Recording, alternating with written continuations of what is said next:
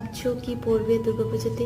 আমার যতটা মনে হয় সবাই বেশিরভাগ শাড়িটাই পছন্দ করবে, আর দুর্গাপুজোতে শাড়িটা পরতেই ভালো লাগে। তো সেরকমভাবে আমিও একটা শাড়ি নিয়েছি। তো চলো আমি সেই শাড়িটা তোমাদের দেখাচ্ছি, যদি তোমাদের ভালো লেগে থাকে তাহলে তোমরা নিতে পারো, আর যদি নাও তাহলে ভিডিওতে কমেন্ট করবে, আমি তোমাদের বলে দেবো আমি কোথায় থেকে নিয়েছি। তো চলো দেখাই তোমাদের শাড়িটা, আশা করছি তোমাদের ভালোই লাগবে শাড়িটা।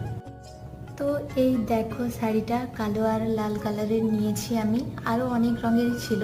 তো আমার এই কালো আর লাল রঙের শাড়িটাই ভালো লেগেছে, তার জন্য আমি নিয়েছি।